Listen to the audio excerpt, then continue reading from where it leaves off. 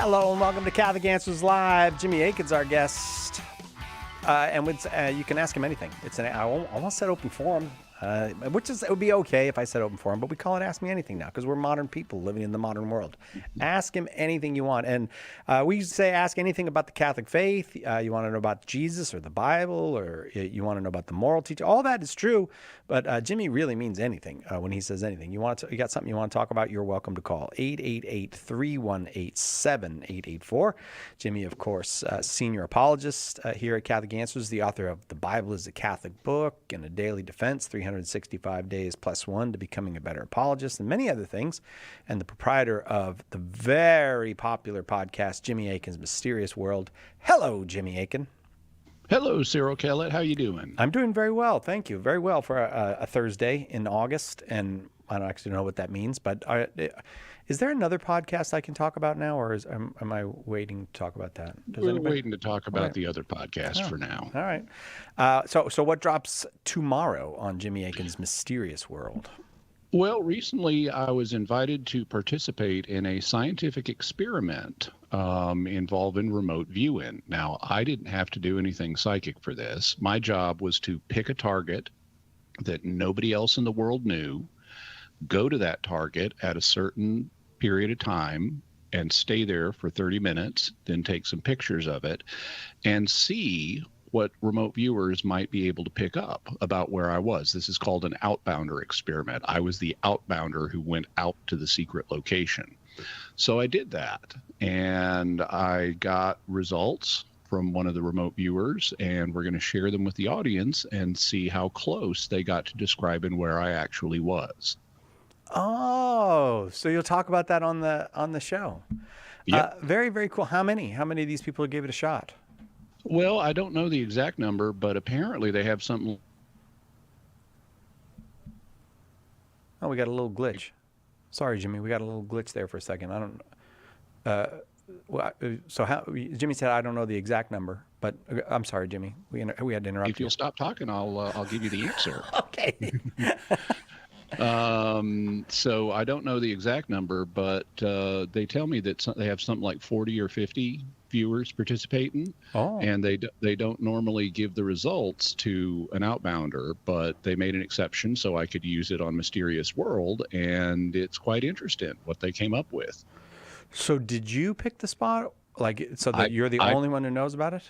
I picked a spot. I was the only person in the world who knew it until I gave them the feedback. Oh, very interesting. All right. Check it out tomorrow on Jimmy Akin's Mysterious World, which you can find at mysterious.fm, or go to YouTube and look it up, or ask, wherever you get your podcasts.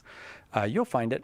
I was about to give out the number again, but all the lines are full already. 4 minutes we've been here, and already all the lines are full. So right to work we go with Jimmy. Tom's in Cleveland, Ohio, watching on YouTube. Excuse me, I beg your pardon. Tony is in Cleveland, Ohio. I'm sorry, Tony. Go ahead with your question for Jimmy. Hi, Jimmy. How much deliberation is required for a person to be able to give full consent of the will for a mortal sin? So, for example, if a person is extremely angry and acts out violently, how does that affect their ability to give full consent? Well, it diminishes their ability to give proper consent. Unfortunately, this is kind of a gray area because we don't have a way of quantifying exact degrees of consent, and we don't have a way of quantifying our internal experiences. So, it's somewhat debatable in given instances exactly how much impairment a person was under due to the influence of strong emotion, whether the emotion was anger or lust or whatever else. But just because you have anger when you commit a mortal sin does not automatically deprive it of the status of being mortal. You can be angry, and even very angry, and still know murder is wrong, so do not murder anybody. On the other hand, if someone's very angry and let's say they're in a fist fight and they're beating on another person, they may not realize that they're putting that other person's life in danger until they've already done the damage, in which case you could say they weren't guilty of murder. They might be guilty of something less than murder, but they weren't guilty of murder. So because of the ambiguity of situations like this, there is standard pastoral advice that varies depending on the type of person you're talking to and what kind of conscience they have. If they have a healthy conscience that is well educated in the relevant principles, then you just leave it up to their judgment as to whether or not it needs to be confessed.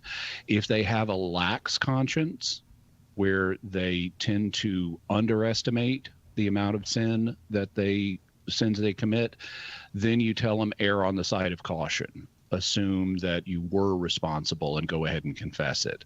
On the other hand, if they have a scrupulous conscience where they tend to overestimate their degree of deliberation, then and so forth, then you tell them do not confess it.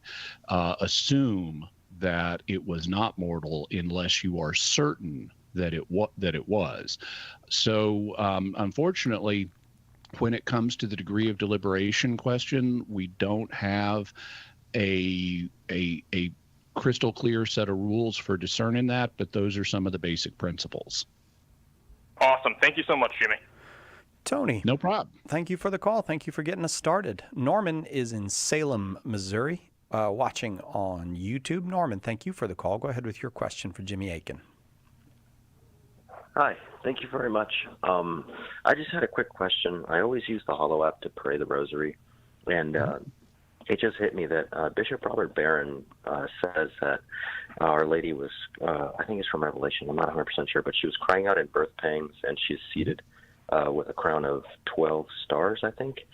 And that's how we know the Virgin Mary is our Blessed Mother and all that stuff. But if she's free of original sin, does it, like, she's not supposed to have birth pangs? Or because in the Catechism of the Catholic Church at 499, citing Lumen Gentium 57, it says it seems to follow, therefore, that she would have been free of labor pains. So I'm just confused on that part.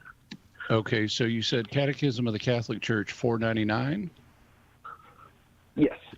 Okay, so let's actually read the text so we got it in front of us. It says, the deepening of faith in the virginal motherhood led the Church to confess Mary's real and perpetual virginity, even in the act of giving birth to the Son of God made man. In fact, Christ's birth did not diminish his mother's virginal integrity, but sanctified it. And so the liturgy of the Church celebrates Mary as a Parthenos, the ever virgin. So that really doesn't address the question of birth pains. What it does indicate is that Mary did not cease to be a virgin in the process of giving birth to Jesus. And historically, that's been understood in terms of her having a miraculous birth where Jesus did not pass through the birth canal. However, as the theologian Ludwig Ott discusses in his Fundamentals of Catholic Dogma, if I recall correctly, there are, and even if I'm not remembering that correctly, there certainly are other ways of interpreting virginity, because as long as you haven't had, from a very common understanding of virginity, as long as you haven't had relations with a man, you're still a virgin.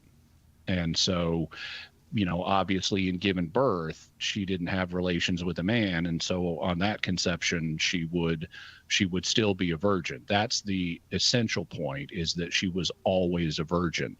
Whether you explain that preservation of her virginity in terms of her having a miraculous birth for Jesus, or simply in terms of she never had relations with a man, is something that people can take different positions on. But this doesn't tell us anything about birth pains, because she could have had birth pains and then had a miraculous birth. The normal labor may have started and then a miracle happened, or she may have had a fully natural birth that involved standard labor pains.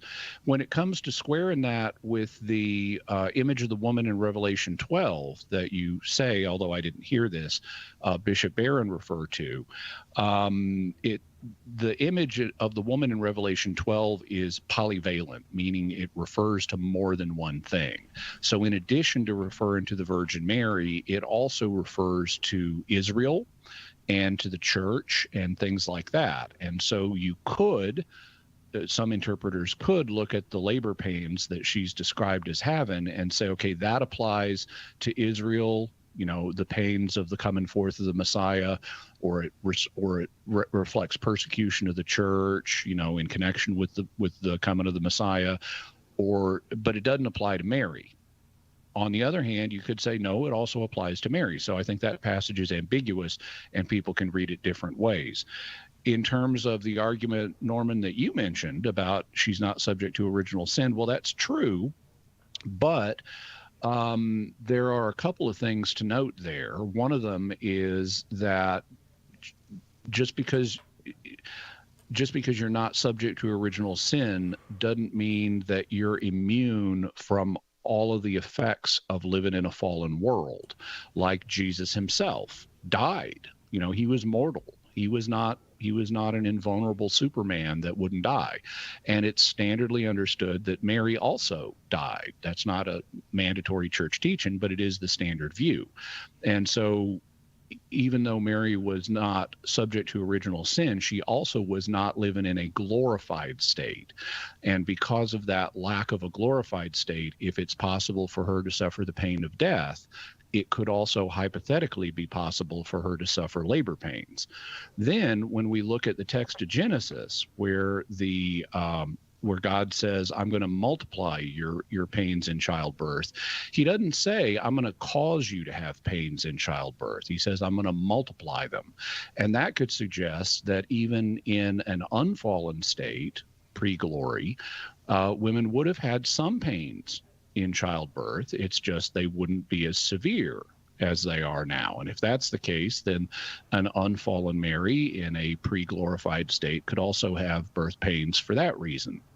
So, and a few years ago, there was a movie that came out. I forget the exact name of the movie, but it was about Jesus's birth, and it was big in Catholic circles. But some Catholics were concerned because it was made by evangelicals, and it depicted Mary having birth pains. And Stephen Gradanis, the Catholic movie reviewer, actually consulted with Cardinal Avery Dulles about that, and you can read his review where he talks about his conversation with Avery Dulles. And Avery Dulles said basically Catholics can look at it both ways. There's not a definitive teaching on this. There's not even an authoritative teaching on this. Catholics could look at it both ways in terms of the birth pains questions. So that's what I'd have to say. Basically, I think that it's possible for Mary to have birth pains. However, I do want to note that the tradition that she did not have birth pains is astonishingly early.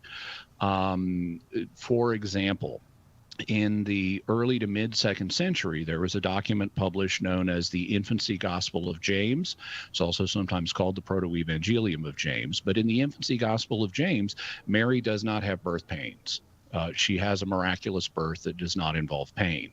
Now, that's in the early to mid-2nd century. There's an earlier reference, if memory serves, in the Odes of Solomon, which were about the year 100, to her also having a miraculous birth. But then even earlier than that, and this is the earliest one I know of, in AD 67, a Christian apocalypse known as the Ascension of Isaiah was written. And in the Ascension of Isaiah, it very clearly depicts Mary as not having birth pains and as having a miraculous birth. So she and Joseph are sitting in the house, and all of a sudden they see this bright light. And then there's this little baby there, and Mary's womb is as it was before she was pregnant. And so Jesus teleported out of her womb in a brilliant glow of light. And this is AD 67.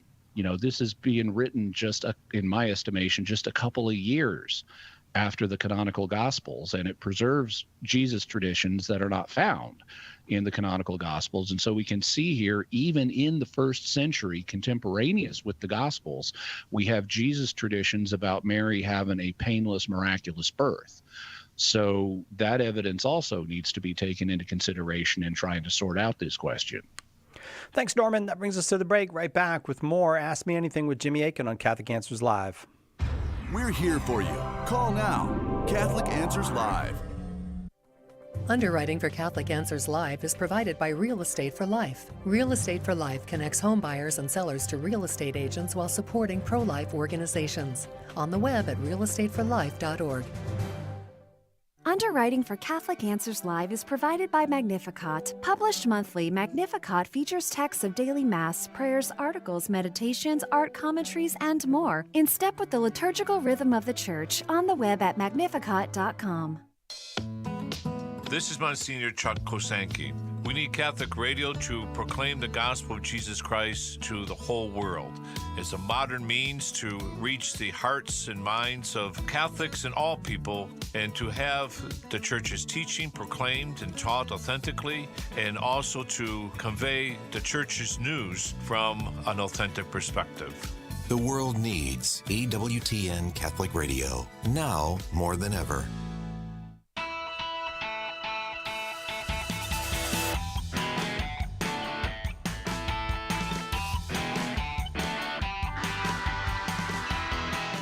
Welcome back to Catholic Answers Live. Jimmy Akin is our guest. Both hours, Ask Me Anything this hour with Jimmy. Whatever you'd like to ask, you're welcome to call and ask. Certainly anyone is welcome. You don't have to be Catholic to call. 888-318-7884. We go now. Si. Yes. Here's a fun fact that just occurred to me. Today is August 22nd, right? Yes. Yeah, well, that means this is my anniversary of being a Catholic. It was 32 years ago that I was received into the Catholic Church. And that happened under unusual circumstances. I was actually received into the church in my wife's hospital room using the emergency shortened form of the rites. But that was 32 years ago today. Well, Jimmy, congratulations on 32 years. You. That's wonderful. I found it providential. I was received into the church. This was not planned. Like I said, this was an emergency thing, but I found it providential that I was received into the church on the Queenship of Mary. Oh, today is the feast of the Queenship of Mary. Oh, Jimmy, isn't that beautiful? Wow. Yeah. I'm glad you said that. I'm sure many people will be praying for you, and I hope that people will, especially prayers of thanks for your entry into the church, Jimmy. That's beautiful. Well, thank you. Let's go to Matthew in College Station, Texas, listening on Red Sea Catholic Radio there. Hi, Matthew. Are you there with us? Oh, yes. Thank you for taking my call. Hello, Matthew. How old are you? I'm 12. Well, thank you for calling us. I appreciate it. Go ahead with your question for Mr. Akin. So my question was, is it truly necessary that, like, every time we pray, or, like, those prayers, we do the sign of the cross, like, before and after praying? Well, outside of the liturgy, where it will say people make the sign of the cross, the answer is no. This is a Catholic custom. It's a pious custom. It's a good custom, but it's not absolutely mandatory. And so it doesn't have force of law. Now, in the liturgy, it will say everybody makes the sign of the cross at certain points. Even then, though, the attitude of the Vatican's dicastery for divine worship is that the instructions of that nature are in the Roman Missal are meant to ensure a broad uniformity, but it doesn't apply to absolutely everybody. It doesn't have to be absolutely uniform. There are situations where, especially in group prayers, where someone is leading the prayer and they may just real fast say, in the name of the Father, the Son, and the Holy Spirit. And I don't have time to get my hand up. So I don't do it absolutely every time, So it's something that's good to do, but it's not something that is mandatory to do. That makes sense to you, Matthew? Okay, yes, sir. All right, Matthew. Hey, we have a graphic novel called "The Truth Is Out There," and if there's an adult there that can give us an address to send it to, I'd like to send you a copy of that. I think that you'll enjoy it. "The Truth Is Out There" from Catholic Answers Press. Just hang on, and Edgar will get on the line, and maybe you can put. If there's, like I said, if there's an adult there, if you can put them on. The number here is 888-318-7884. It's Ask Me Anything. Jimmy Akin is our guest. Audrey is in Denver, Colorado, listening on the Catholic Answers Live app. Audrey, thanks for downloading the app onto your phone. Go ahead with your question for Jimmy. Okay, this is actually a question from my husband who's in the middle of converting. Mm-hmm. He says, on the differences between the Latin and the Eastern rites. In the Latin rite, you have the ordinary form of the Mass and the extraordinary, or the Latin Mass, and it seems that the magisterium is very closely considering what's allowed in the Latin rite.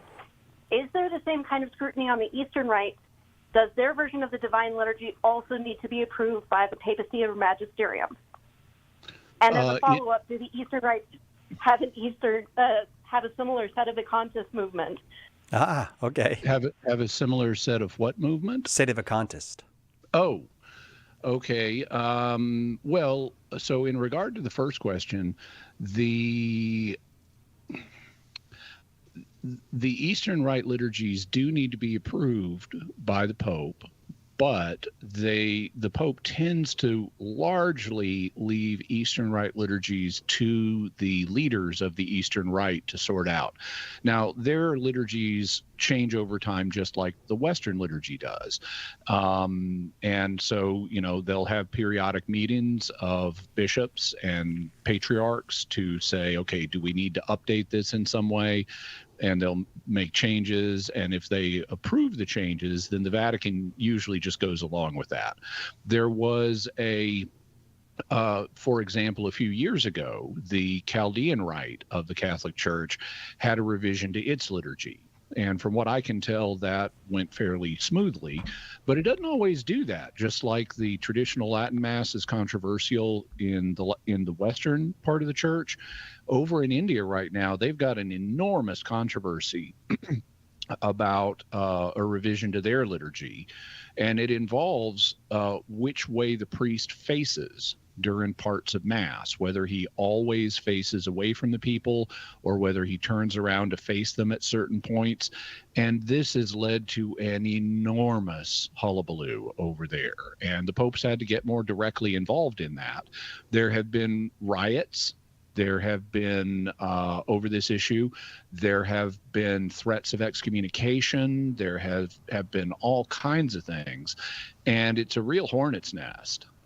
Because people, no matter who they are, whether they're Catholic or non-Catholic, if they believe that, a certain form of worship is what they need to do to please God, they really get upset when someone tries to change it.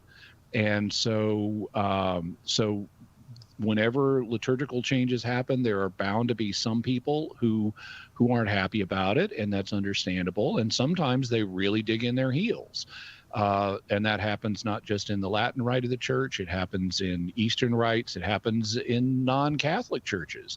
One of the things that happens in Protestant churches, for example, is sometimes the pastor or elders of a church will introduce a change into the liturgical structure of the church, and the church people will leave. The church may even split over the issue and cease worshiping God together. In fact, if you go into a Protestant bookstore, there's often a whole shelf of books on how to avoid church splits, so over issues like this. So this is a common human phenomenon, unfortunately, but by God's grace, we move through it. In terms of, is there an Eastern equivalent of sedevacantism? Well, I'm sure there are people who come from an Eastern Catholic background who are sedevacantists, but I'm not aware of an organized movement to that effect. It seems that sedevacantism, at least in the forms that I'm aware of, tends to be a more Western phenomenon.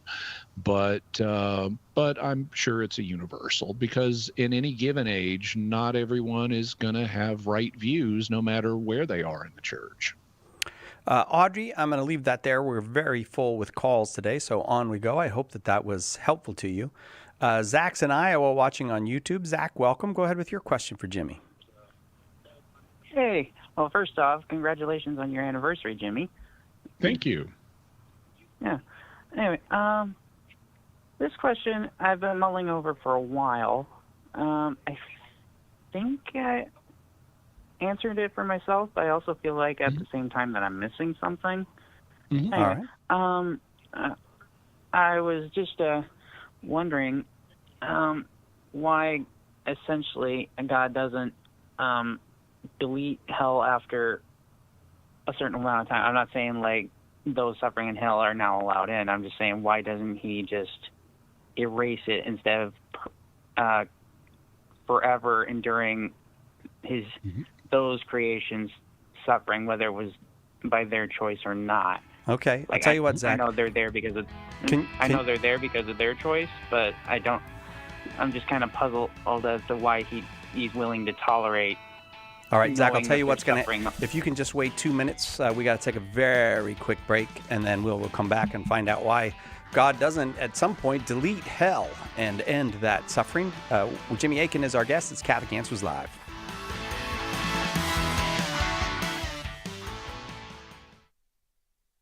What was the church like in its infancy? In a word, Catholic. And Joe Heschmeyer has the receipts. In his best-selling book, The Early Church Was the Catholic Church, he gives you the details from the historical records of the first 2 centuries of Christianity. Right now, get a copy for just $10, plus free shipping if you live in the continental United States. Get more information and order The Early Church Was the Catholic Church at theearlychurchwascatholic.com. Is orthodoxy an alternative to the Catholic Church? In a time of uncertainty for many Catholics, orthodoxy can look like greener pastures. Answering Orthodoxy, the new book from Catholic Answers Press, explains why Catholics who are thinking of leaving need to think twice. There are important reasons to remain in the Catholic Church and convincing answers to Orthodox claims. Order your copy of Answering Orthodoxy today at shop.catholic.com or ask for it at a good Catholic bookstore near you. Is the Catholic faith still a rock amidst the waves of history? Why does it so often seem to be a mess? In his latest book, Confusion in the Kingdom, best-selling author Trent Horn helps you to get to the roots of the present chaos, explaining the destabilizing movements within Catholicism and exposing the harm and scandal progressive Catholicism has caused. Order your copy of Confusion in the Kingdom today at shop.catholic.com or ask for it at a good Catholic bookstore. Our Lord needs articulate defenders of the truth to spread the joy of the Catholic faith. Catholic Answers monthly giving club, Society 315, helps you fulfill the call in 1 Peter 3:15 to always be prepared to make a defense for the hope that is in you. For as little as $10 a month, you'll help Catholics grow in faith, bring lapsed Catholics home, and lead non-Catholics to the truth. Go to casociety315.com and join today.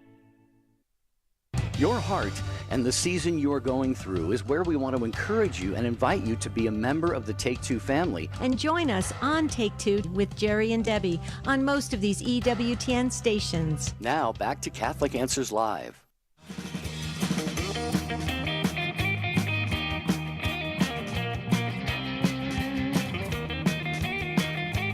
Welcome back to Catholic Answers Live. A little bit of groovy music for you there.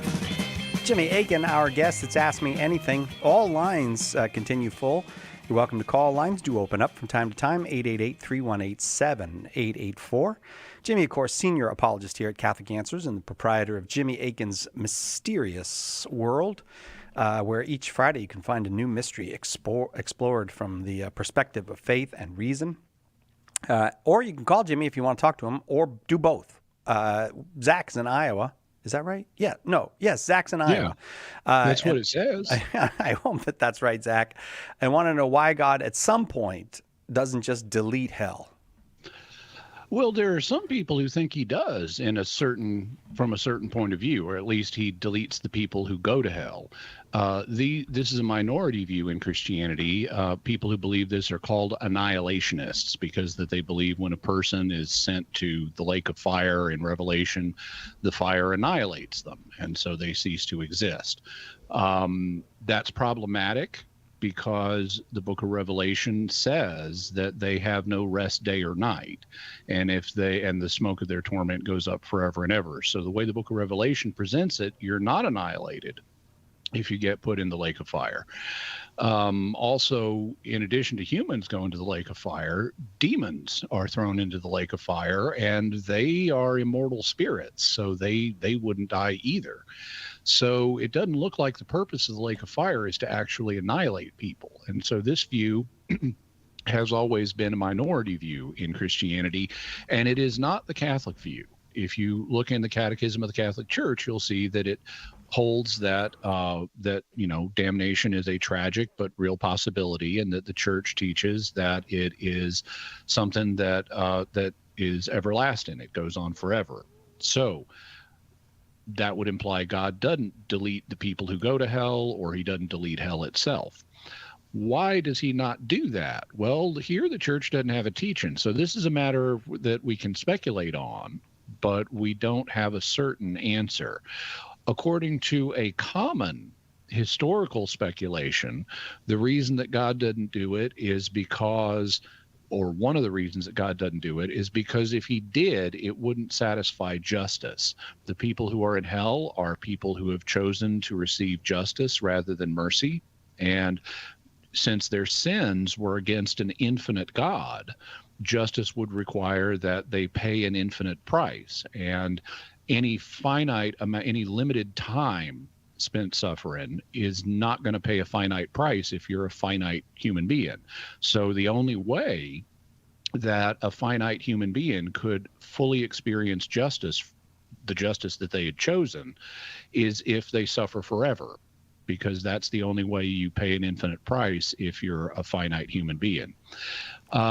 So the justice argument is one that has been proposed in the past. There are other speculations, though, too, that don't depend on that understanding of justice. For example, one of the things that it has been pointed out is that existence itself is good. And even if your existence is not perfectly comfortable, even if you have frustration because you've cut yourself off from the source of all joy, it's still better to exist than not exist. And so God is still being generous on this speculation, even to the people in hell, by allowing them to continue to exist.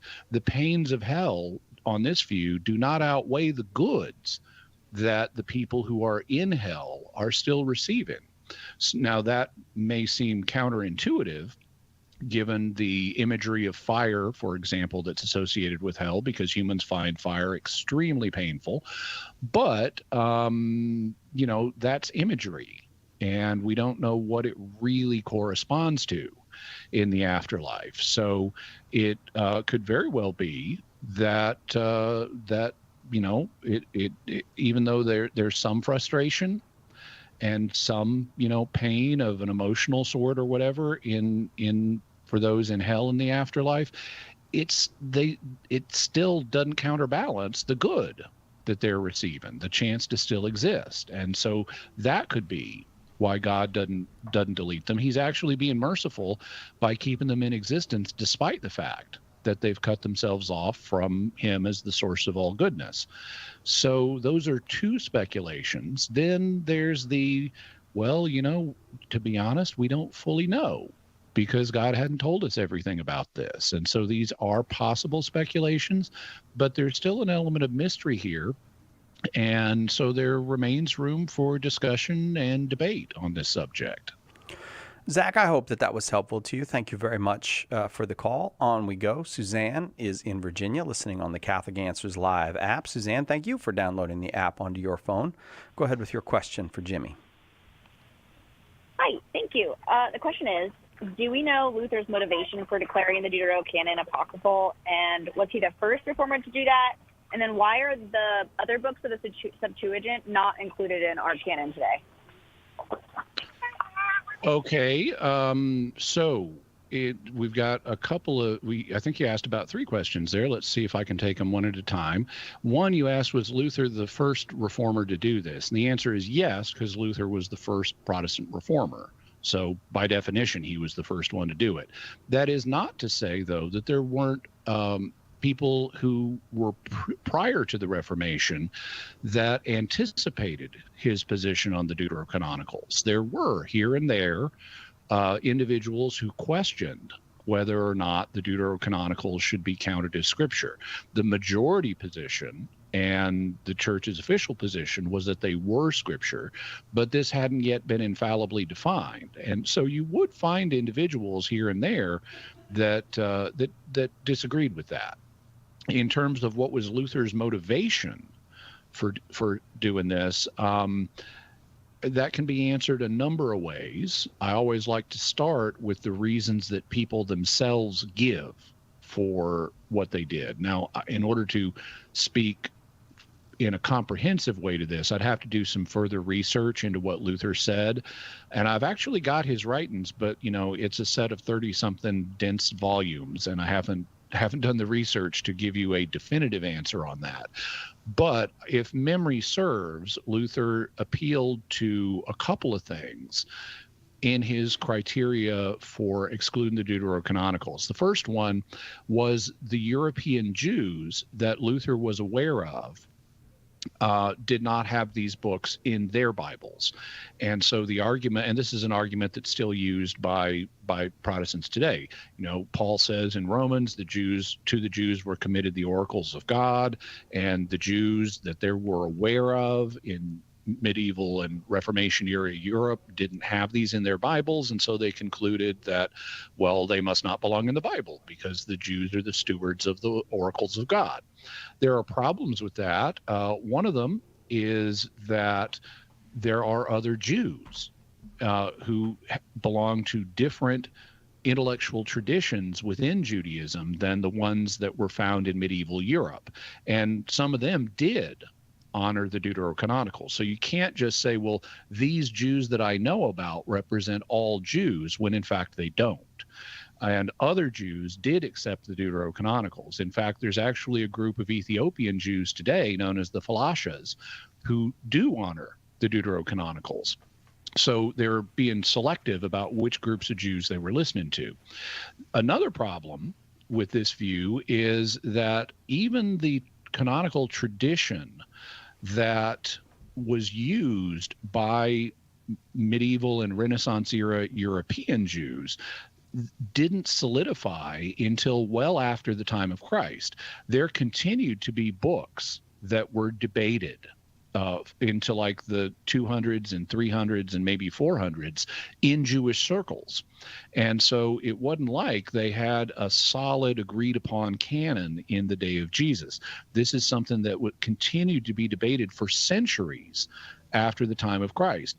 And anything that happens centuries after the time of Christ is something that Christians really shouldn't be relying upon as authoritative for us, because what's authoritative for us is what was handed down from Jesus and the apostles, not what some Jews did centuries later. So we need to look to Jesus and the apostles to tell us what the canon is. And when we do that, we find that they relied upon the Septuagint edition of the New Testament, of the Old Testament, when they wrote the New Testament. Depending on how you count, between 80 and 90% of the times that the New Testament quotes the Old Testament, it's quoting from the Septuagint. And so they clearly regarded the Septuagint as a good translation of the scriptures, and it includes the Deuterocanonicals, which is why the majority opinion in Christian circles was always in favor of the Deuterocanonicals. And that leads to your third question, which is why there are certain additional books in the Septuagint that are not considered canonical in Catholic circles. Some of them, not all of them, are considered canonical in Eastern Orthodox circles, but not all of them. There are some books from the Septuagint Greek translation of the Old Testament that Orthodox agree, oh yeah, that's not canonical. And this leads to the action of the Holy Spirit in helping us discern the canon, because that's what's ultimately important. Well, the Holy Spirit led the church to recognize broadly the Septuagint as scripture, but not every book of the Septuagint.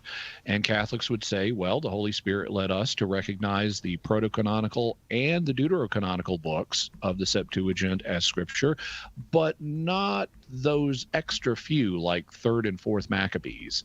And the Eastern Orthodox would say, well, yeah, the Holy Spirit did the same thing for us, except he led us to also include 3rd and 4th Maccabees, or 3rd Maccabees at any rate. I'd have to check their exact canon list, but not these other few. And so what you hold to as canonical is going to depend on which church you belong to and which canonical tradition you honor.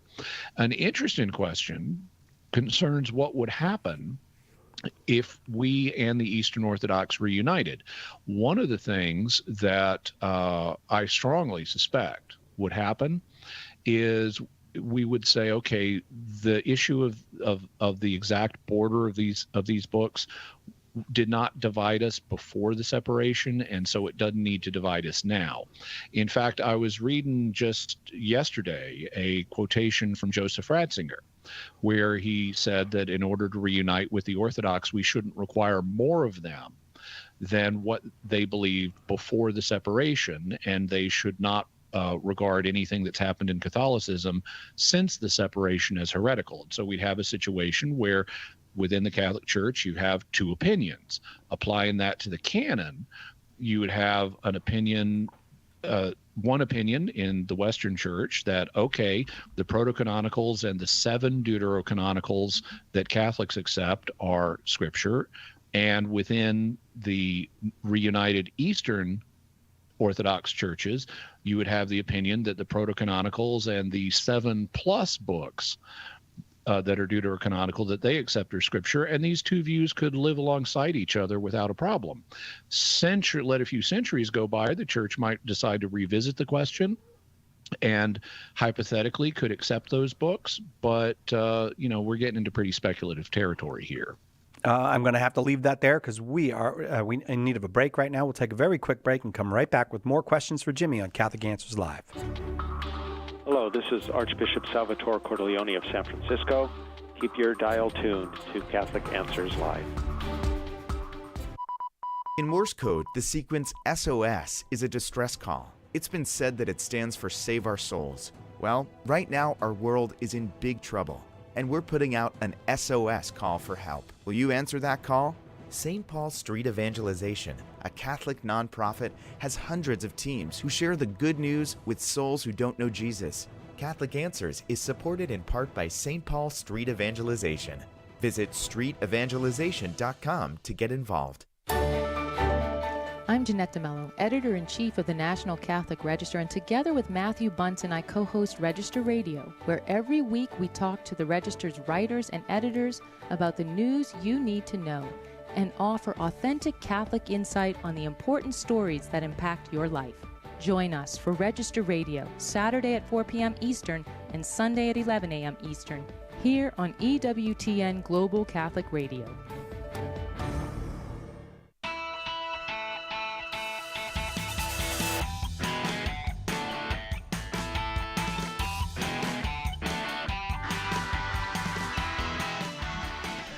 Welcome back to Catholic Answers Live. I am Cy Kellett, your host. Jimmy Akin is our guest. Jimmy is one of the featured speakers at our upcoming conference.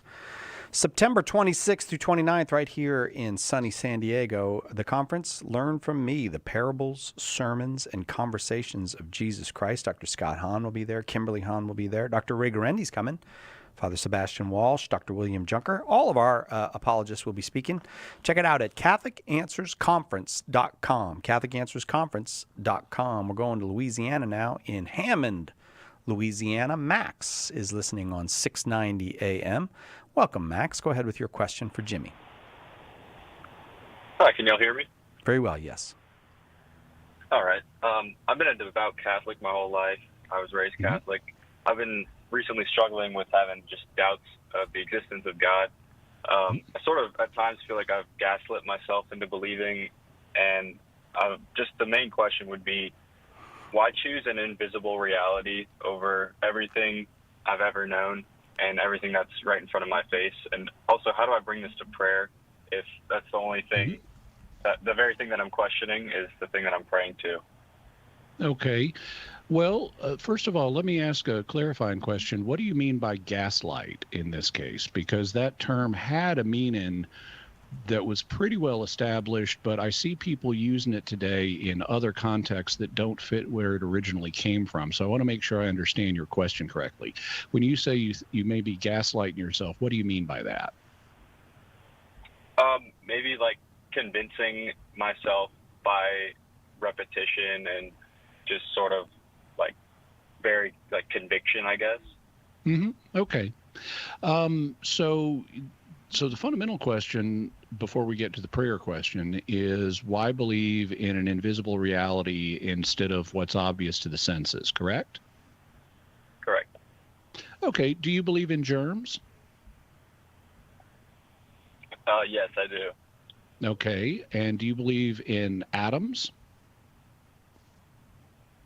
From what I've been told, yeah.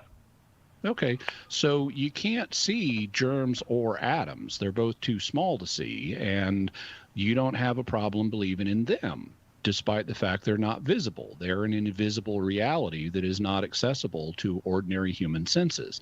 So it doesn't seem like there's, in principle, a problem believing in an invisible reality that is not obvious to the human senses, as long as one has evidence for it. Well, okay, do we have evidence for the reality of God? Well, I would say we do. One of the things about germs is they explain aspects of our experience. They explain why people get sick. And something similar is true with atoms. All the physical matter around us is made out of atoms, and so atoms explain aspects of our sensory experience. They explain all the material things we see around us. So the question would then be, does God do that? Does God explain the aspects of our experience? And according to a variety of different arguments for God's existence, the answer is yes. Exactly which aspects are explained is going to depend on which argument you look at, but there's a whole cluster of arguments that are collectively known as cosmological arguments that explain aspects of the cosmos by proposing that the only way we would have this is if there's a God who's behind it, who set things up this way. And I personally am a big fan of a version of the cosmological argument known as the contingency argument.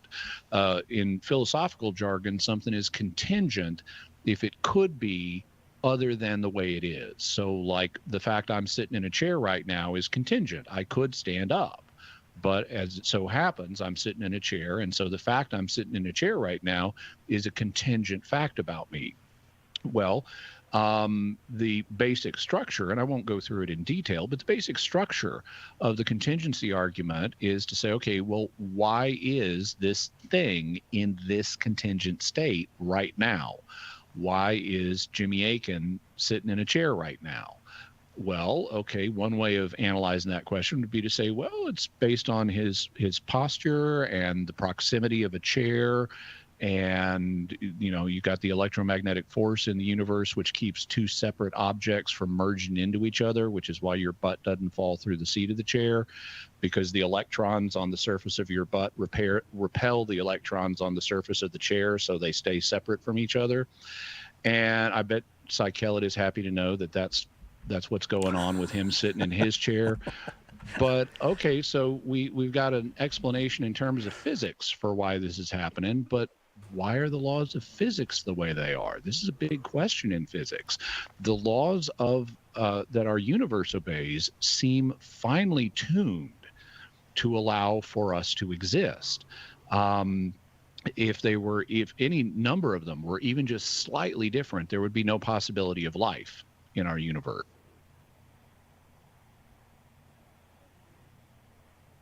Yeah, I agree with that. Yeah. Designed to contain life. Yeah, so I would, reflect on either the contingency argument or other cosmological arguments or other arguments for God's existence, but I don't see a fundamental problem with the idea of embracing an invisible reality as long as we have evidence for it. I would also say the same thing is true for the afterlife. We have good evidence for the afterlife in terms, for example, of near-death experiences, where even if someone's heart is shut off, so there's no blood flow to the brain, and their consciousness should be offline if materialism is true, they nevertheless continue to have conscious experiences and can even come back and report accurate information that they didn't know before, but that they learned during their near-death experience, which would suggest that this is called veridical information, and that would suggest that they really were having a legitimate, accurate, conscious experience while their heart was shut off. In fact, there's a whole book of veridical near-death experiences called The Self Does Not Die, and that, I think, provides strong evidence for an afterlife. In terms of how to deal with all this in prayer, well, you can always review the evidence, for God and for the afterlife that gives you reason to believe in an invisible reality. That's one approach, and that, may help at some moments. In other moments, because our emotions are fluid, you may not feel that, the persuasiveness of it. You may need to review it. But, even if you're in a moment of emotional doubt, you can still trust God and say, Lord, if you're there, please help me, or please help me with this thing, or something like that. And if you're right, this is kind of a Pascal's wager, if you're right that God exists, then he'll hear you. And if you're wrong and God doesn't exist, then you're not doing anything wrong. So, and God wouldn't hear you, but I'm real sure it does exist, and he will hear you based on the evidence we have for God. Okay, Max? Thank you. Thank you. I'm very happy that you called. Thank you for the call. I'll tell you what, if you would like, I'll send you a little book from Jimmy called The Words of Eternal Life, True Happiness and Where to Find It. We'd be happy to send it to you. You just got to give us an address. I'm going to scoot to Pittsburgh right now. Christine's in Pittsburgh. Not a lot of time left. So, Christine, if you can be kind of quick with your question, it'll give Jimmy a chance to answer. Yes. Hi, Jimmy. This is my husband's question, but I knew that you would have the answer for me. He wants to know why, out of this vast universe, why God would only have creation on Earth.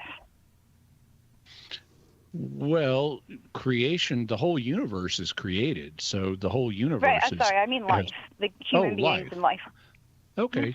Well, I don't know that he does only have life on Earth. The Catholic Church has no teaching in this area, and so it's a matter of speculation. At this point, it's ultimately left up to science to figure out if there's life elsewhere. Personally, I think we've actually got pretty good evidence that there's life on Mars, at least primitive life. I did a couple of episodes of Mysterious World on that. Your husband might be interested in checking them out. When you actually look at the data, it's pretty impressive. There could well be some kind of life on Mars. It's also possible there could be intelligent life elsewhere in the universe. Doesn't look like we have it in our solar system, but we've got trillions of stars out there, and there's no particular reason why intelligent life should exist only here. We know God created at least two intelligent species, us and the angels. And so if he created at least two, he could create others elsewhere, including biological intelligences like us. They'd just be other children of God. Yeah, that makes a lot more sense than what I could have said to him. Thank you. Well, glad it's helpful. Thank you, Christine. Thanks very much for the call and for the question. Lots more folks on the line. And I'll tell you what, if you're on the line, just hang on the line. We're going to get to more calls in a quick minute, but we will be taking a quick break in a second. Jimmy, of course, the proprietor of Jimmy Akin's Mysterious World. Have you done Mysterious World episodes on life on Mars or other planets? I just said I did. Yeah, I missed that you said that. Oh, okay. Mm-hmm. All right. Because new evidence all the time from Mars. But is that good or bad? I mean, in a certain way, like, wouldn't that make settling Mars kind of harder? Yeah, it does. If there are native Martian organisms, then it's going to significantly complicate the question of whether Elon Musk gets to build colonies there. I mean, I want to get humans off Earth too, but if there are native organisms, they could be hostile to us. Right. You know, like germs and stuff, and so it would significantly complicate things. All right, Christine, thank you for the question. Jimmy Akin's going to continue with us. So as I said, if you're on the line, stay on the line. If you haven't dialed yet, 888-318-7884, 888-318-7884. Ask me anything means you can ask anything, but it also means anyone can ask. If you are Catholic and you've got a question, if you're not Catholic and you've got a question, you're welcome here. 888-318-7884. Right back with more Jimmy Akin on Catholic Answers Live.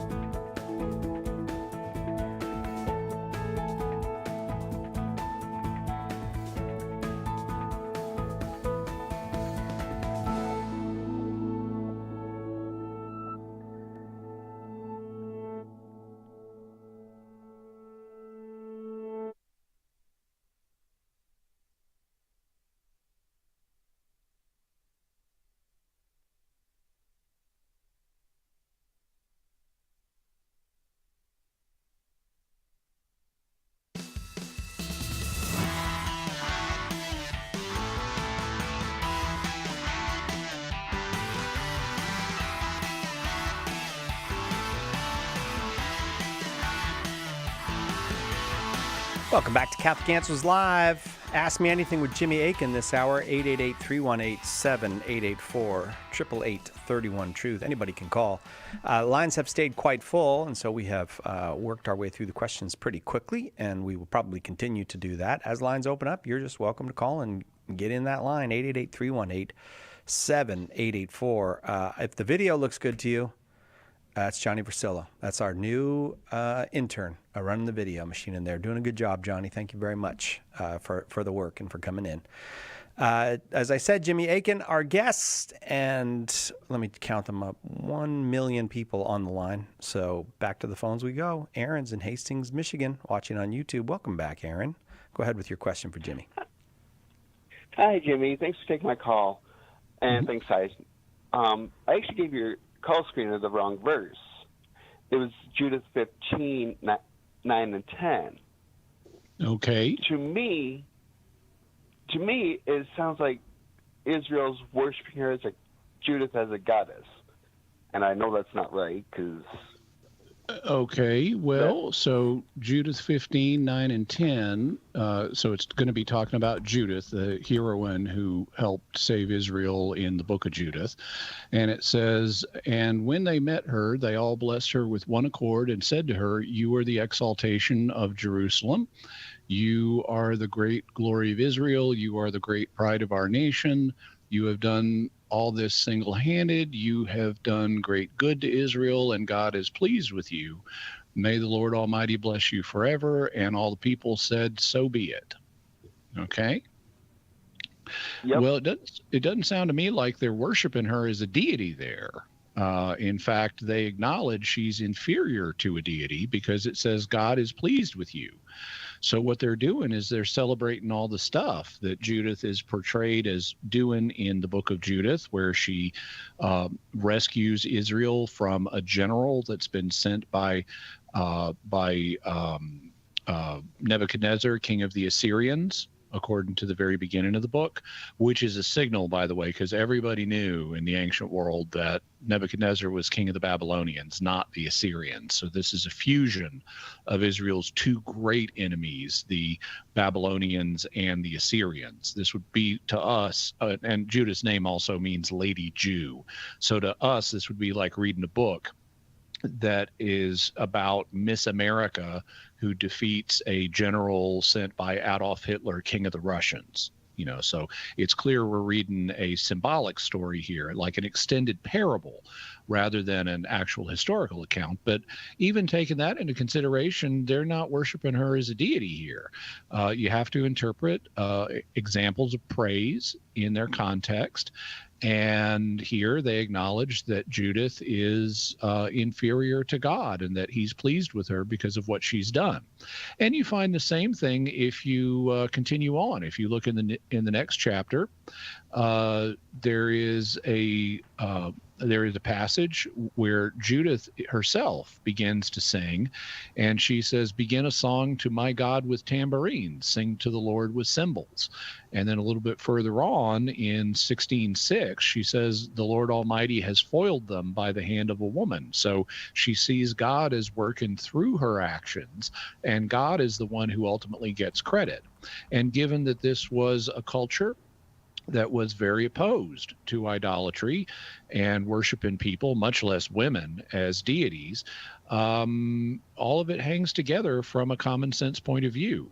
That doesn't mean they don't use poetry that is, very flattering to her, but I don't think that the author meant us to understand that they were literally worshiping her as a god. Aaron, makes sense. Go ahead. Yeah, I knew I was misinterpreting that, so... Well, I just knew it because it's like Scripture cannot contradict itself. I know that. Yeah. Well, I'm glad you called. It's always nice to talk with you. Thank you. On we go, only because all the lines are full. Chris is in North Carolina, listening on Catholic.com. Chris, welcome. Go ahead with your question for Jimmy. Thank you very much. Jimmy, I don't understand your article on abortion, Daily Defense number 70, where you say abortion is not a religious issue. The condemnation of abortion is in infallible doctrine of the Catholic Church, abortion is a violation of the fifth commandment, thou shalt not murder. Unborn babies are created in the image and likeness of God. The babies cry out to God for vengeance, and the perpetrator is cursed by God. And whoever attacks human life in some way attacks God. Those are all very religious issues pertaining to abortion. Okay, so in order to understand the approach I'm taking, one needs to understand the context socially of this claim. The idea, so after Roe v. Wade was issued by the Supreme Court in 1973, a movement, it was principally the Catholic Church that opposed abortion here in America. It took a while, but our evangelical friends eventually came on board with the realization that, oh yeah, these are human beings. We can't just kill them. They were actually shaky on that in the early days after Roe v. Wade. You had some very famous Protestants who thought, well, this is not necessarily the best decision, but you could abort kids in some circumstance. And as they reflected on the matter, because Catholics were vociferous in saying this just cannot be, they realized Catholics were right, and they joined the pro-life movement in large numbers. Well, what that had the effect of doing was it allowed abortion advocates to have an argument where they would say, oh, look at all these Catholics and Protestants who are opposing abortion. This is a religious issue. And that was used as what's sometimes called a squelch. A squelch is something you say to just shut down discussion of an issue, because the idea is this is a religious issue. We all have different religions here in America, and therefore we shouldn't impose our religions on other people. And so this is just a religious issue. Shut up about opposing abortion. And it was used to squelch pro-life speech. So it's important that pro-lifers resist that squelch. And one of the ways that this is done is to point out that, no, this doesn't have to be a religious issue. It may have religious aspects, as you, Chris, have pointed out. You know, the faith is going to have something to say about abortion. And in fact, the Christian faith since the first century has said that abortion is dead wrong. In fact, you shall not murder a child by abortion is found in a first century Christian document known as the Didache. So Christianity has been opposed to abortion all the way through its history, and it does have religious aspects, but it is not just a religious issue. You don't have to be religious in order to realize that abortion is wrong. All you have to do is realize that the unborn are human beings, which is just a scientific truth, and you have to realize that killing innocent human beings is wrong. And you don't have to be religious to recognize either one of those facts. And so, in fact, there are non-believers, whether they're atheist or agnostic, who are also pro-life. So what the statement that this is not a religious issue is meant to do is meant to communicate this is not just a religious issue. You don't have to be religious in order to recognize the wrongness of abortion. And that takes away the squelch that is used to try to silence pro-life speech. And it puts pro-life advocates in a position of greater advantage to be persuasive in helping other people realize the horror of abortion. Chris, thank you. That brings us to the break. I appreciate the question. I also appreciate the word squelch. That's a good one. That can help to make a point. I appreciate that. Chris, thanks. We'll be right back with more Ask Me Anything with Jimmy Akin on Catholic Answers Live. Let us help you with your question today on Catholic Answers Live. Do you have a question but prefer to ask it privately? Catholic Questions can help. Go to CatholicQuestions.com to ask your question online, email us, drop us a letter, or give us a call. Longtime Catholic Answers Live apologist and author Jim Blackburn or another Catholic Questions apologist will be happy to assist you. Catholic Questions proudly supports Catholic Answers Live, so visit us at CatholicQuestions.com today. That's CatholicQuestions.com. At EWTN Radio, your family. And because you're a part of our family, we value your opinions on what you hear on EWTN. You can call our listener comment line 24/7 at 205-795-5773. We value your comments, your questions, and any suggestions you may have to make EWTN Radio even better. 205-795-5773. And thank you for listening to EWTN Radio.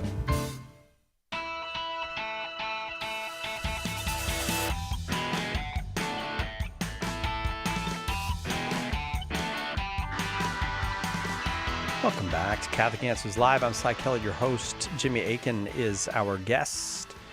And lots of folks on the line, but hey, a line is open right now. Perfect time to call if you've got a question for Jimmy, and anybody's welcome. 888-318-7884.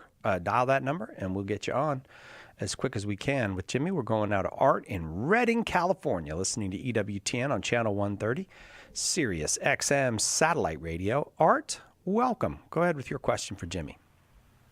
Thank you. Well, hello, everybody.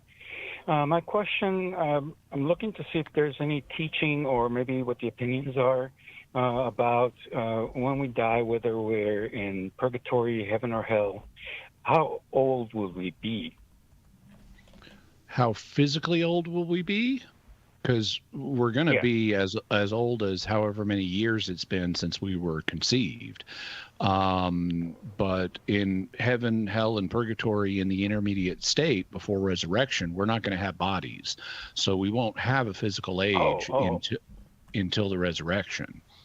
Now, when we get to the resurrection, the church doesn't have a teaching on how physically old we'll be, but there is speculation on this subject.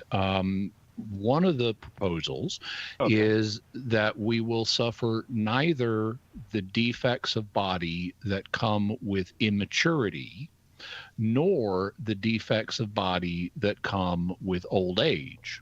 So we won't be either physically immature or physically, I hate to use the word decrepit, but decrepit. And so instead, we'll be in the prime of life, according to this proposal. And a common sub-proposal is that we would be about 33 years old in terms of physical age. And that's because Jesus was about 33 years old when he was crucified. So some people have thought, okay, well, that's an appropriate number.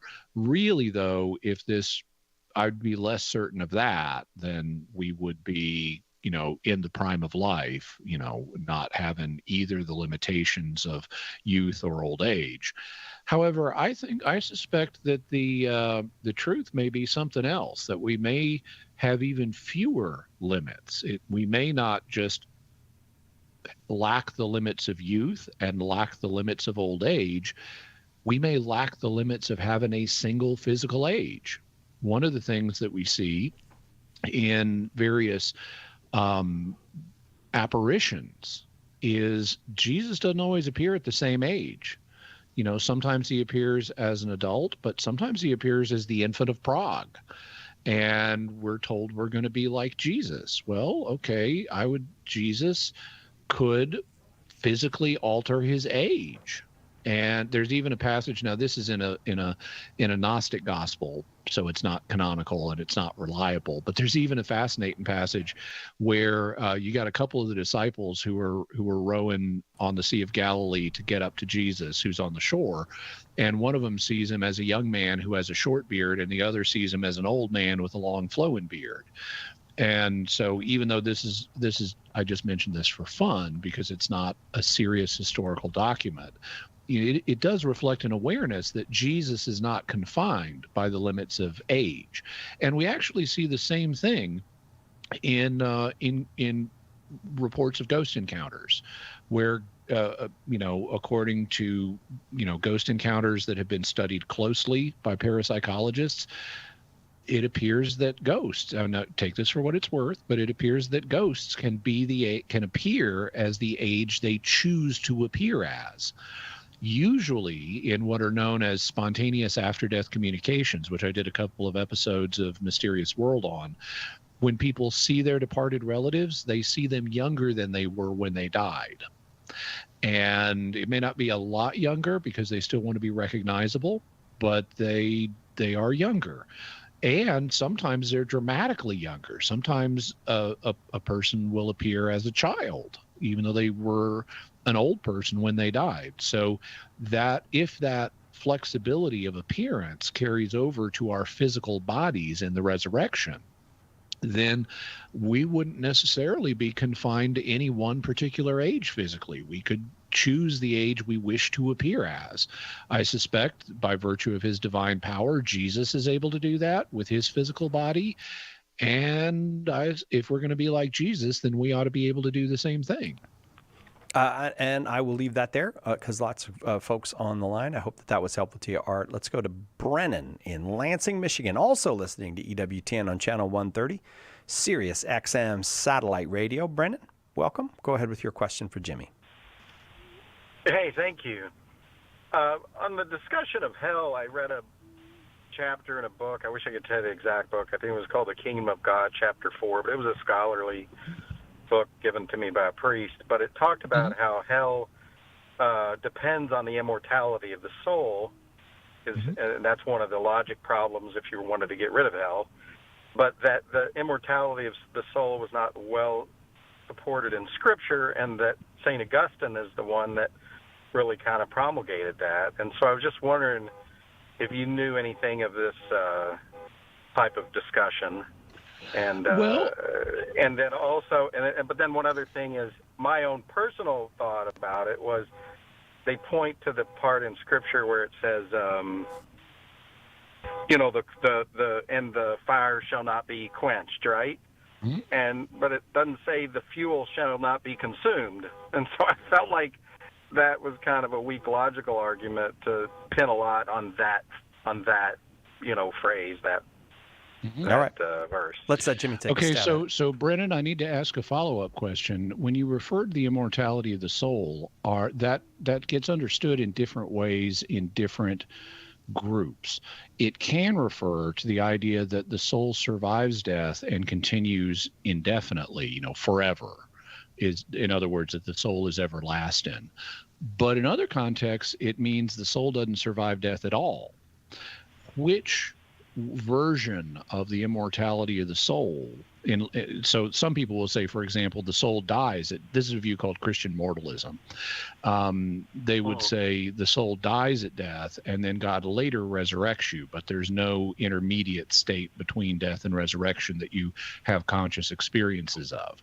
So I think I'm thinking of the continuous existence of the soul.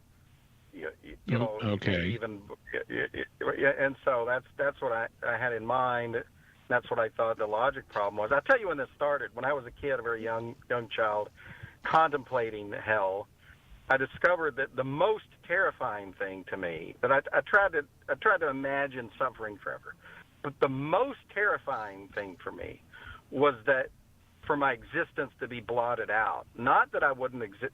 For existence to be blotted out, philosophically, to me, means not that you ceased to exist into the future, but that you never existed at all.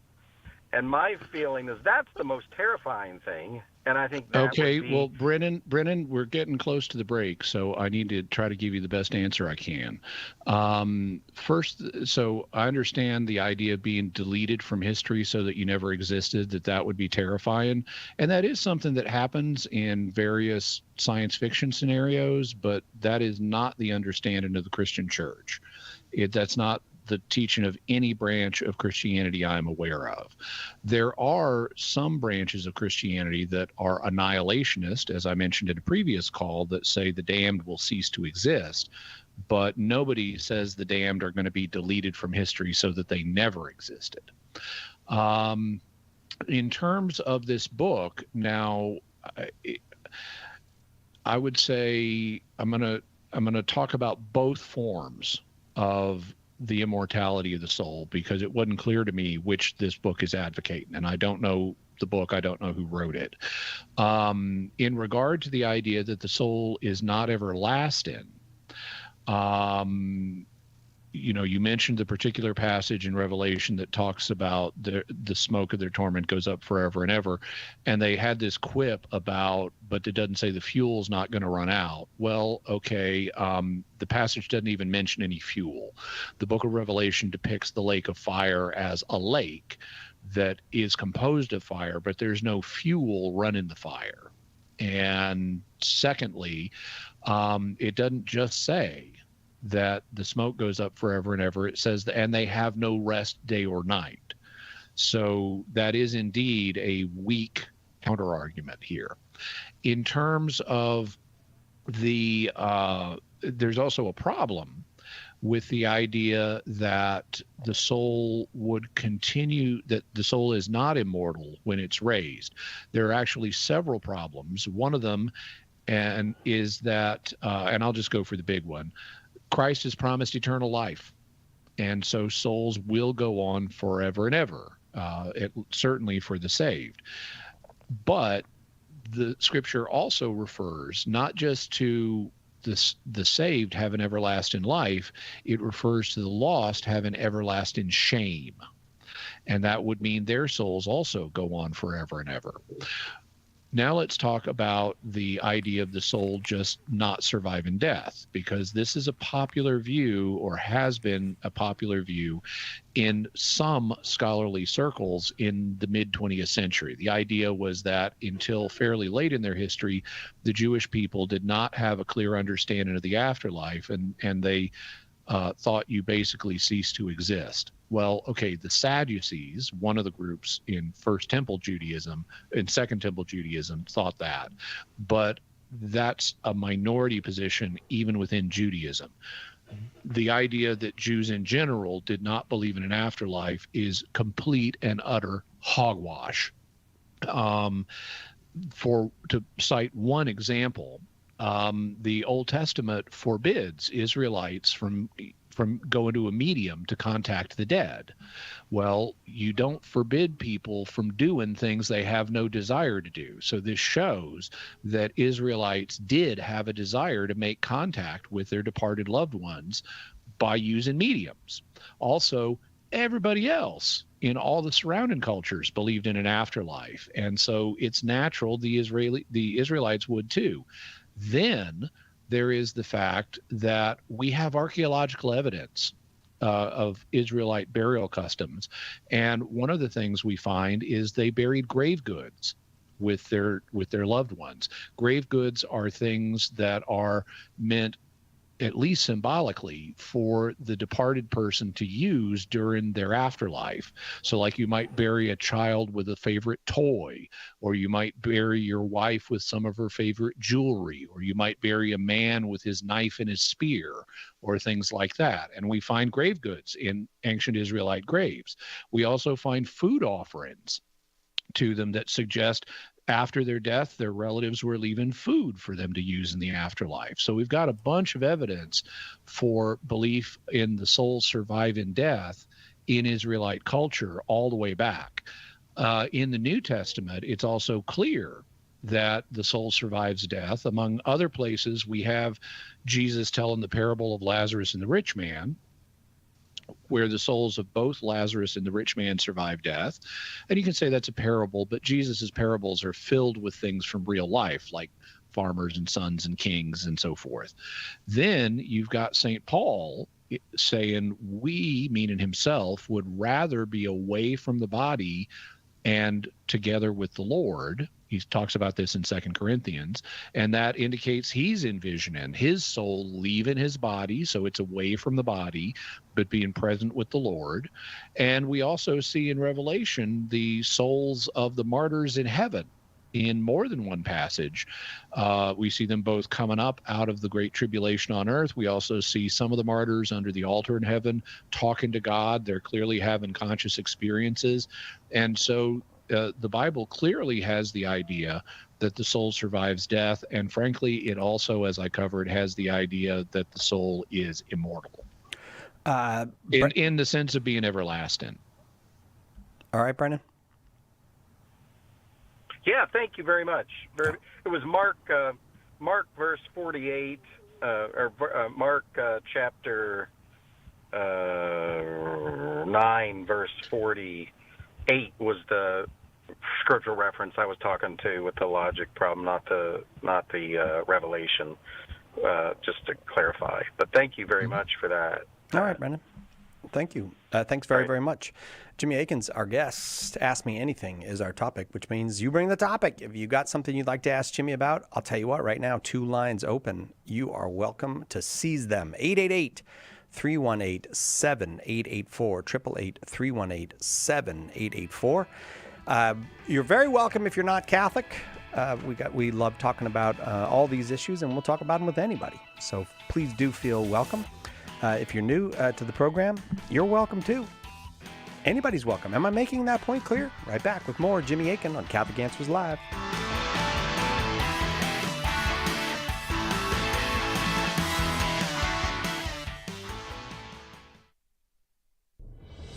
When the resurrected Jesus appeared to disciples on the road to Emmaus, they didn't recognize him until the breaking of the bread. The same is true today. In the Holy Eucharist, we really meet Jesus. In The Eucharist is Really Jesus, author Joe Heschmeyer explains how knowing Jesus in the Eucharist is the key to understanding all of Christian faith. Order your copy of The Eucharist is Really Jesus today at shop.catholic.com or get it at a good Catholic bookstore. Our Lord needs articulate defenders of the truth to spread the joy of the Catholic faith. Catholic Answers Monthly Giving Club, Society 315, helps you fulfill the call in 1 Peter 3:15 to always be prepared to make a defense for the hope that is in you. For as little as $10 a month, you'll help Catholics grow in faith, bring lapsed Catholics home, and lead non-Catholics to the truth. Go to casociety315.com and join today. As we read the Gospels, every Christian faces the question again and again, what does Jesus mean? Getting the answer right is critical to both growth in holiness and fruitful evangelization. Want to know Jesus better so you can introduce him to your friends? Then it's time to get serious about understanding his words. Why not join Catholic Answers for our 10th annual Apologetics Conference? Learn from me the parables, sermons, and conversations of Jesus Christ. September 26th through 29th, right here in sunny San Diego. Learn from our guests, Dr. Scott Hahn and Kimberly Hahn, Dr. Ray Garendi, Father Sebastian Walsh, Billy Junker, Father Paul Check, and, of course, all of your favorite Catholic Answers apologists. It'll be 4 days of fun, faith, fellowship, and a live radio show. Seats are still available, but going fast. Visit CatholicAnswersConference.com or call 1-888-291-8000 today. Your heart and the season you're going through is where we want to encourage you and invite you to be a member of the Take Two family. And join us on Take Two with Jerry and Debbie on most of these EWTN stations. Now, back to Catholic Answers Live.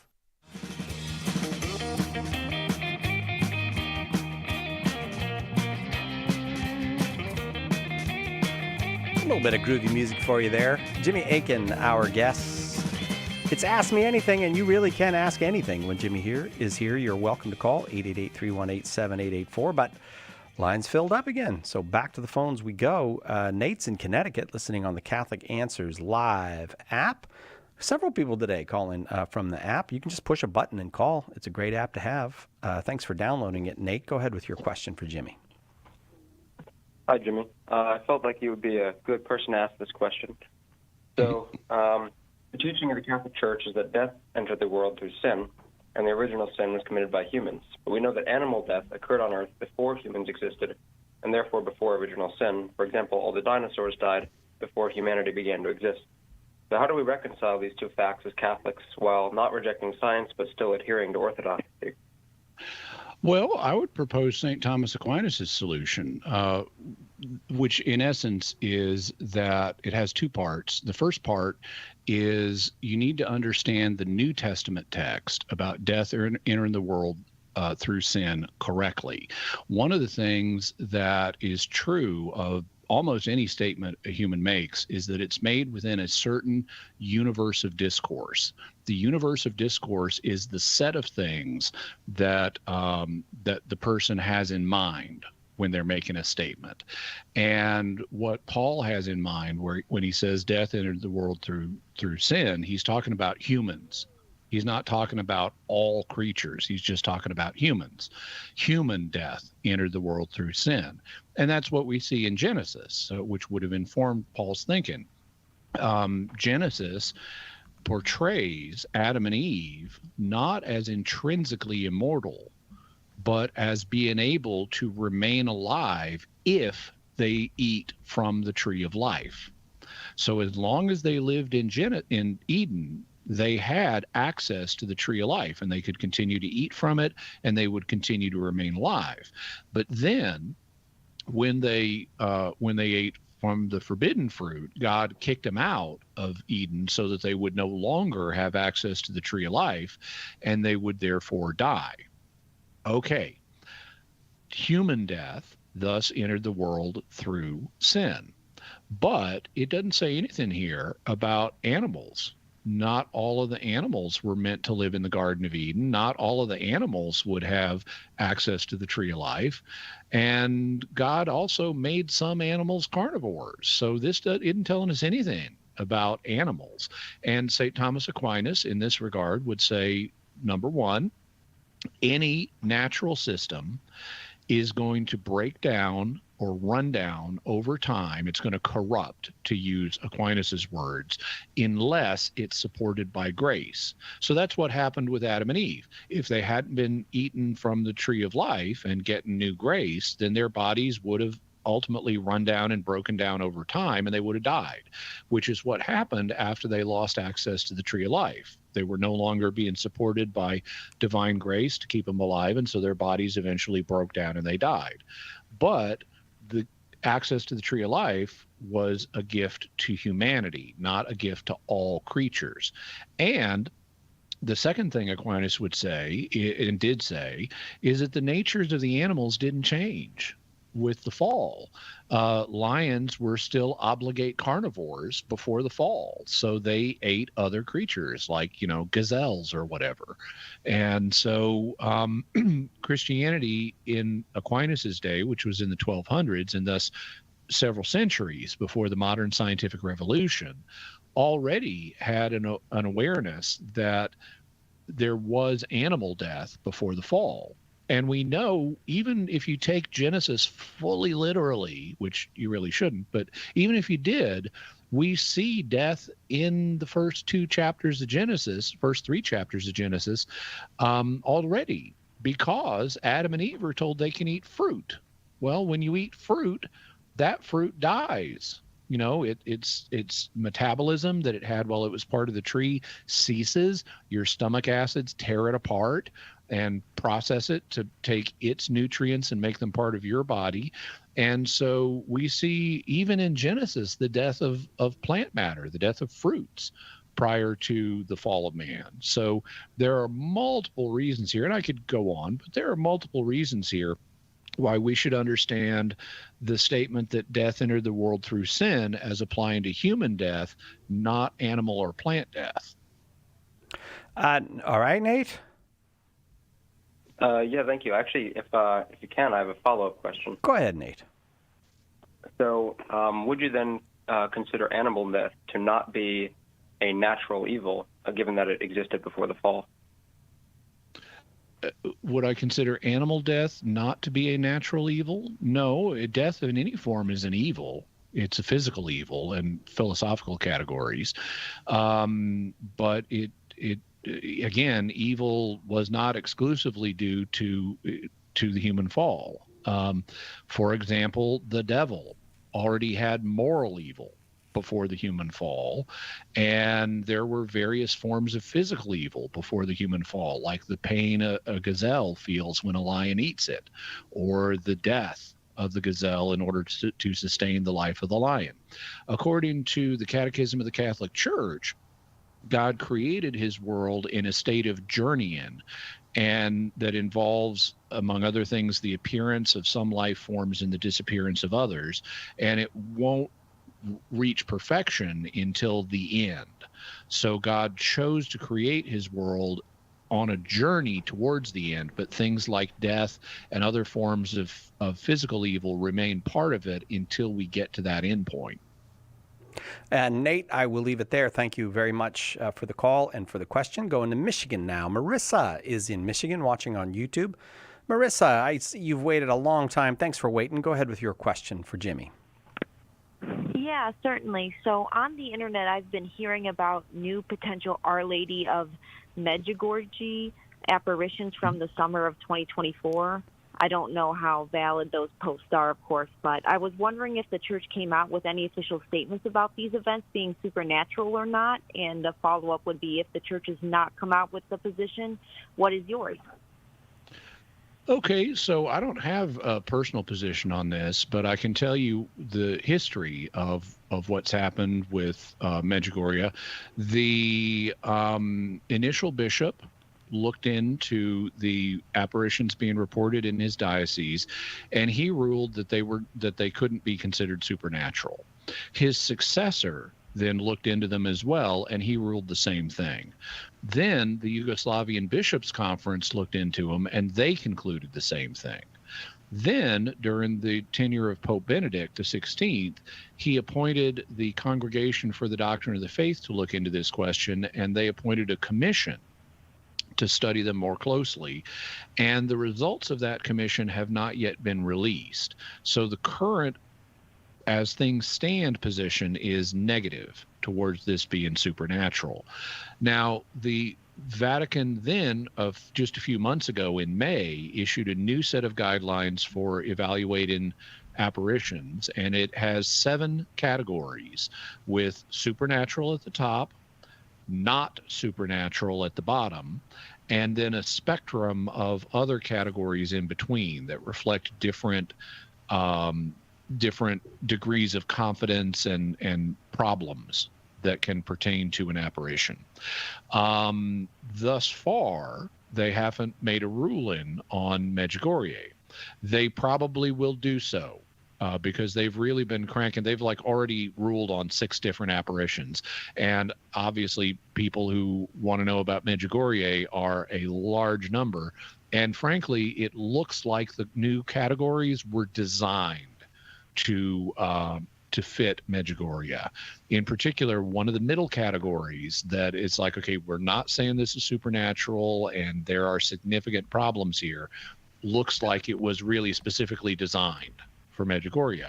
Having said that, Cardinal Fernandez, the head of the dicastery for the Doctrine of the Faith, was asked about Medjugorje, and he said he hadn't yet had a chance to review the report, but they could look at it, and I think he said would be looking at it in terms of the new guidelines, and he didn't commit to which category they were going to put it in. The highest category that doesn't involve the Pope now is the second category, under supernatural. There's a category called nihil obstat, which means we're not saying it's supernatural, but nothing obstructs. That's what nihil obstat means. Nothing obstructs the faithful from being able to participate in this in a healthy way. And when he was asked about Medjugorje, he mentioned that it could go in a number of different categories. And he even mentioned the possibility of a nihil obstat, provided that certain clarifications could be issued to clarify otherwise problematic statements. And this is something you see them doing in the recent approvals they've given, where they'll say, okay, we're giving a nihil obstat to this, but you need to understand it in this way to avoid some theological errors. And so he held up the hypothetical possibility that a nihil obstat could be given to Medjugorje, but he didn't commit to that. He said, I haven't looked at the documents yet, I haven't studied it yet, so this was all speculation. And frankly, some of the other lower categories seem to fit Medjugorje better. I suspect, because of how quickly they've been cranking through these things, that we will get a ruling on Medjugorje before too long. I suspect it won't be immediate because of the care they need to take in this case. And if I made a prediction, I would predict that they probably won't give it a nihil obstat, given some of the factors that are involved, but we'll have to wait and see. And you brought us right to the break. Thank you for the question. I hope that answer was helpful to you, Marissa. Thanks for waiting. We will be right back with more Ask Me Anything with Jimmy Akin on Catholic Answers Live. Hang on. Catholic Answers Live will return in a moment.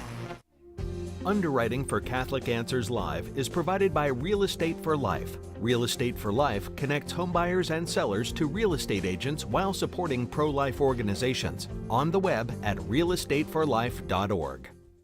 One of the biggest mistakes a Christian can make is to try to do good without God's help. St. Therese said, when we trust only ourselves and not God, our soul becomes incapable of virtue. Her remedy? Works of charity. And the greatest work of charity is to share the gospel. At St. Paul Street Evangelization, a Catholic nonprofit, we encourage you to share the gospel with someone who doesn't know Jesus. Catholic Answers is supported in part by St. Paul Street Evangelization, streetevangelization.com. Hi, this is Father Mike Schmitz. Please join me for Ascension's Bible in a Year and Catechism in a Year here on EWTN Radio. We're going through the entire Bible and the Catechism in 365 days. If you've ever wanted to understand what it means to be Catholic and allow those truths to shape your life, this is for you. Bible in a Year and Catechism in a Year with Father Mike Schmitz, tonight at 10 p.m. Eastern, 7 p.m. Pacific on EWTN Radio.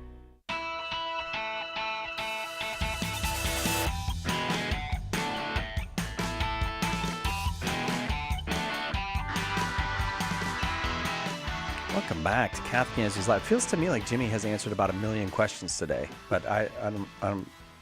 Are we less than 1 million? It feels like a lot, and lots of folks still on the line. So no rest for the weary. Is that the expression, or is it no? Some people say no rest for the wicked.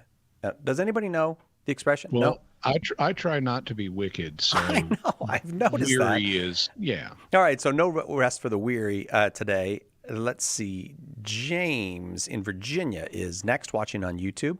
James, thank you for waiting. Go ahead with your question for Jimmy. So my question is about the church saying that there's no salvation outside the church. Mm-hmm. And this was clarified in, I think, Vatican II, that you can be saved outside the church if you have invincible ignorance. Mm-hmm. And my question is, if before that belief was clarified, say, 1,000 years ago, and someone believed what the church has clarified now, but there were still people who were teaching that you have to be objectively present or as a member of the church, could they still have been in good standing, or would there be some kind of disobedience involved in that? By disobedience, are you asking would they have been lost, or are you asking would they have been disobeying what the church said they should do? The latter, not completely lost, but in some kind of opposition to the church. Okay, well, so I guess there's a couple things we need to pull apart here. The first one is the change of understanding that you refer to was not new at Vatican II. There had the idea that a person could be saved if they had invincible ignorance of the truth of the Catholic understanding of the Christian faith. That was something that's been around for a long time, and there has been a greater realization of the implications of that. But that's been around for a long time. Several centuries, in fact. Now, when it comes to, we kind of need to pull apart the issue of obedience to the church and salvation, because even today, the Catholic Church says people need to become Catholic. This is the, fullness of the Christian faith, and Jesus wants people to have the fullness of what he provided for them. So if someone is innocently ignorant of that and they don't become Catholic, well, they're still objectively not doing what they should do. So there is a disobedience now, and that would have been true all the way back through the past, back to the first century. So the issue of are they disobeying something is not affected by the church's understanding of this issue. It's something that that they'd be disobedient in any age. for not becoming Catholic. The question is, how responsible are they for that decision before God? And that leads us to the second question, which is about their salvation. Well, okay, what's changed is not what actually saves a person. What's changed is the degree of precision with which the church understands the exceptions to the need to be part of the Catholic Church. And so this is analogous to how scientists now understand the law of gravity better than they did prior to Isaac Newton. And so, the law of gravity still operated prior to Isaac Newton. And so, even though they didn't understand it as well prior to Newton, gravity still functioned, but with time, we got a better understanding of gravity. But that doesn't have any retroactive effect on what happened before Newton. Gravity was still gravity. In the same way, salvation before the Second Vatican Council or any other point you want to name has always worked the same way, at least in the Christian age. And so what has happened is we have a better understanding of how salvation works today, but that has no retroactive effect on the salvation of people prior to the current level of understanding. Salvation has always been salvation, the same way gravity has always been gravity. It's just a question of how well do you understand and articulate these phenomena. Okay, that wasn't quite what I was asking, but that is helpful. Mm-hmm. What I was wondering is if there was someone who's already Catholic and they were teaching that you can actually be saved with invincible ignorance, but there was a lot of leaders of the church who were saying, no, you cannot be saved. You have to objectively be enrolled in the church. Would there be disobedience on the part of that Catholic who was saying that you can be saved in the invincible ignorance case? Well, if we're talking about an age where the magisterium has said I'll put it this way, has articulated a narrow understanding of the exceptions, and you know that, and you publicly proclaim a different position that's broader, then yeah, you would be disobeying what the magisterium's current position is. That wouldn't mean you were wrong. It would mean you were disobeying, and you could potentially have consequences from that in terms of that could legally be applied to you in terms of canon law. Having said that, this is an issue that has been complex down through history. If you look early in church history, you do not have a super restrictive position on who can be saved. There were authors in the 2nd century, like Justin Martyr, who talked about some of the Greek philosophers who reasoned their way to God being saved because they sought to live according to logos, according to the divine reason, or Jesus, without knowing it. You had a variety of early church fathers who were universalists. Eventually, you got a more restrictive consensus that developed, but even then, it wasn't a complete consensus because it wasn't an exceptionalist consensus because it was always recognized that catechumens can be saved. Augustine talks about that, for example. And so catechumens are people who intend to become Christian and intend to become Catholic. They just haven't gotten there yet at the time they die. And Augustine, and this was the majority position, said, yeah, they can be saved. The Council of Trent in the 1500s took the same position. And then it was eventually realized no later than, in terms of official church teaching, it was recognized no later than the 1800s that someone in a state of invincible ignorance could be saved. So it's not like there's been a complete and utter shift on this. There's been ups and downs in the development of this throughout history, but it has never been an exceptionalist requirement in the church's understanding. And we will leave that there. On we go. Thank you for the question. Andrew in Tennessee, listening on St. Rose Radio. Andrew, welcome. Go ahead with your question for Jimmy. Hello, Jimmy Akin. So my question for you, hello. So my question is basically, when the Pope does an action, is he thereby immediately saying to the entire Catholic Church, this is good, do this. And I specifically ask this in the context of when Pope St. John Paul II kissed the Quran, and when he received the mark of Shiva, and when he incensed Buddha and did all those other sorts of things. Okay, so let's answer the general question first. When a pope does something, no, he is not saying that this is good and everyone should do it. In the first place, popes are aware of their own sinfulness, and they can be aware of it when they're committing a sin. You know, Pope Francis, for example, has acknowledged, I'm a sinner, I need people to pray for me, and the same is true of every pope. So popes are always, even if they're not aware that something they're doing is sinful, they certainly would not say, when I do something sinful, whether I'm aware of it or not, that everyone should imitate it.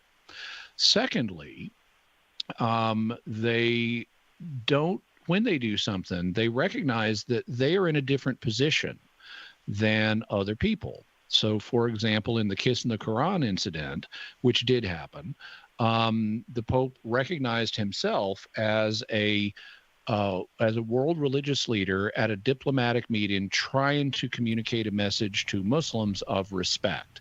And this was how he chose to do that. That doesn't mean that every Christian needs to go buy a copy of the Quran and kiss it. This is a special diplomatic, in his view, this would be a special move for this moment by him, not a move for everybody. I think he was mistaken in that. I think this was a mistake. Now, you then mentioned a couple of other things. The Pope incensing Buddha, that never happened. You also mentioned the Pope taking the mark of Shiva, that never happened. The photograph that you see that is misrepresented of the Pope, quote unquote, receiving the mark of Shiva is not that. It's of a picture of a Catholic Indian woman performing a greeting custom for dignitaries known as arti, that involves putting a mark on the forehead of the dignitary. So this woman who is Catholic is performing a greeting custom for dignitaries that does not involve the mark of the Hindu god Shiva. That is not what this is about.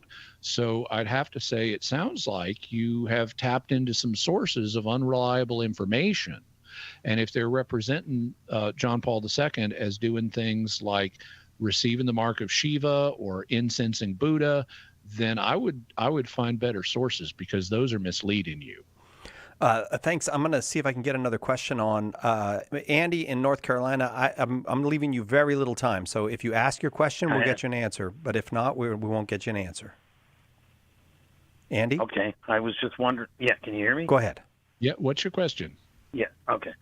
Yeah, the Masons are forbidden by the dicastery and all the different documents, and I was just wondering if there's a reason why, like, Alcoholics Anonymous might not be for the same reason. I know that there says it's irrevocable differences. Okay. Thanks. So Alcoholics Anonymous actually is an organization with Catholic roots. And it's always been friendly and positive towards Catholics. The same thing is not true of Freemasonry. In many areas of the world, Freemasonry has been actively hostile towards the Catholic Church and has plotted against the Church in various contexts, not in all contexts, but in a number of them. And in addition to those problematic relationships, Masons teach religious indifferentism, the idea that it doesn't really matter what religion you are as long as you believe in the grand architect of the universe, which is their conceptualization of God. Religious indifferentism, though, is false. Alcoholics Anonymous does not teach religious indifferentism. It says all of its members need to believe in some higher power, but it doesn't say it doesn't matter who you believe in. Or how you worship them. They just don't go into that question. They leave it up to you, but they don't say all religions are equal. In addition, Freemasonry has religious rituals And Alcoholics Anonymous, other than general entrustment to a higher power, really doesn't have complex religious rituals the way Freemasons do. And so they don't have any rituals that would conflict with the Catholic faith, whereas Freemasonry does.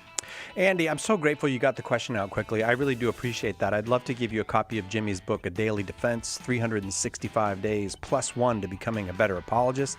If you just hang on the line, Edgar will get an address and we will send that book out to you.